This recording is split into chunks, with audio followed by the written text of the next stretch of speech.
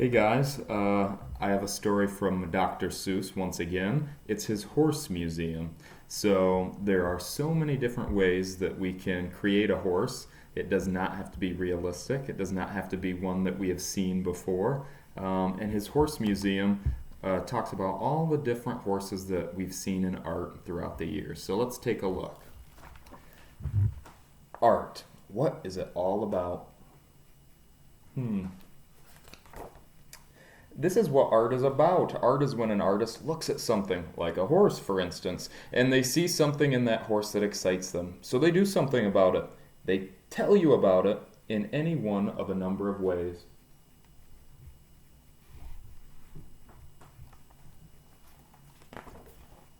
Artists have been excited by horses for as long as there have been artists. But what an artist tells us about horses is how they tell us is different for every artist.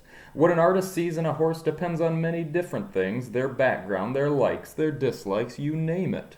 So come with me. Whoops. And who's peeking around the corner here? Can you tell? Let's look at how different artists have seen horses. Maybe we can find some new ways of looking at them ourselves. Look it over, think it over, talk it over.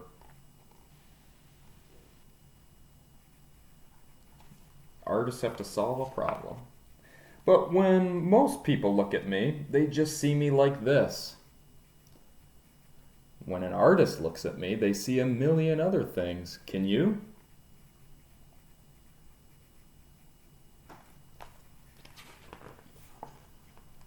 Some artists look at a horse and just see its outline. So here's an outline in sculpture. Here's an outline on paper. To other artists, like this Chinese sculptor, a horse is not an outline at all. A horse is a bulky, solid form. So a shape is two-dimensional and flat. A form is a three-dimensional sculpture. Are we forms or flat shapes? A Japanese artist looked at a horse. What he saw was beautiful lines from head to tail. So line, another element of art. Some artists look at a horse and just see color.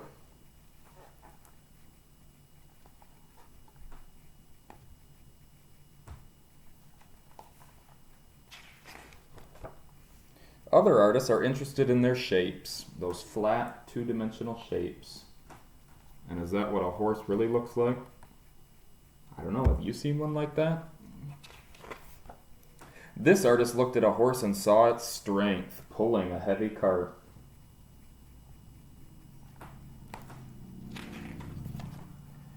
These artists looked and saw their speed. So one painted a horse race, the other took photos of it running, and how its muscles work to make it fast. A Spaniard named Velázquez painted horses by the dozens. He saw them as something for kings and princes to sit on while he painted them. Now Velázquez worked for the king, but he never got any money from the horses. I wonder why.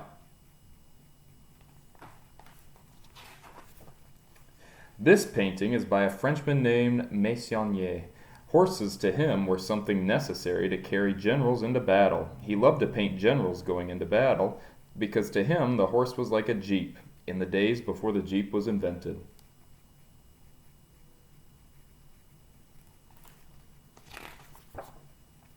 On the rock walls of a cave in France nearly 22,000 years ago, someone painted this horse by the light of a fire. What did the cave artist see in a horse? We don't know. It's a mystery. What do you think?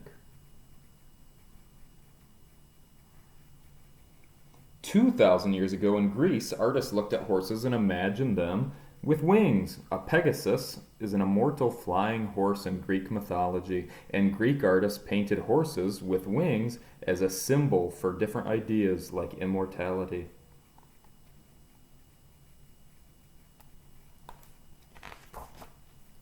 500 years ago in Persia, people thought a horse was for having fun on, and that's what the Persian artists saw when they looked at horses.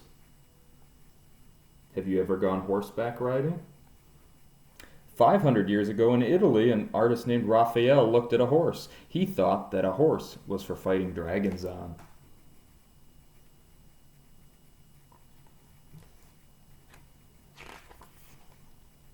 Of course, some artists looked at horses and wanted to paint them just as they appeared in the natural world, doing things that horses really do. That's called realism, because it reflects real life. Other artists looked at horses and tried to capture them in a moment of time. We call this style of art Impressionism. Impressionist painters often used soft, slightly out of focus appearances.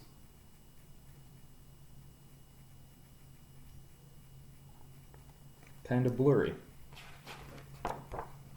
Then we come to what people call modern art.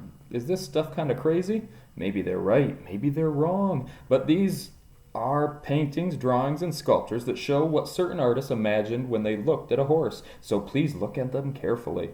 There are lots of ways of looking at things, and maybe these pictures have something to tell you. They're a little abstract. So realism reflects real life. Abstract is not like real life. Surrealism is a way of looking at things, including horses, that draw on, in part, an artist's dreams. Dreams can be very strange, and so can surrealist art. So maybe this artist dreamt that a horse was on his head.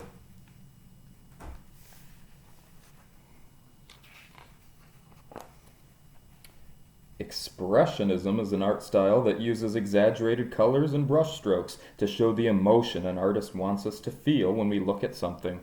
What do you feel when you look at this? And look, there's that Franz Marc painting of a blue horse that inspired Eric Carle in the other story I read. Cubism is a way of looking at things from different angles all at the same time. Cubists don't want to copy things the way they normally look.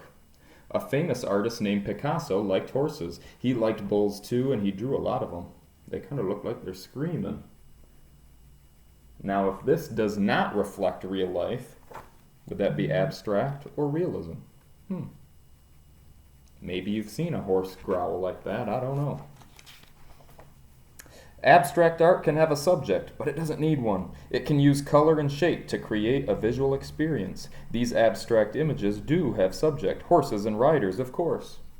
This artist just used a few lines and splotches of color, but when you look at it, you can see a galloping horse and a rider.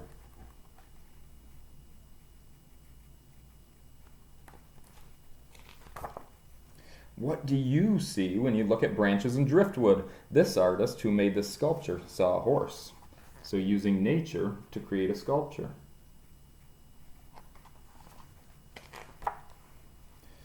An American painter named Jackson Pollock found a hobby horse head and glued it onto a canvas before doing his abstract drip painting. He dripped and splattered and flung paint as a way to insert himself into his paintings. Maybe this is him on a horse. And there's the wooden horse head right there.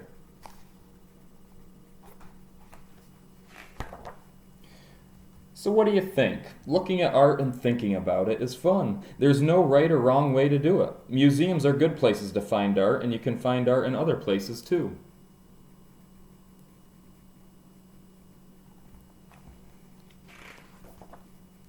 One such place to look is in books. The horses shown below and to the right are from books illustrated by Dr. Seuss. Dr. Seuss didn't ride horses, but he looked at them carefully and saw something in them. So, look at that horse once again. A horse is many, many things, all depending on what you see.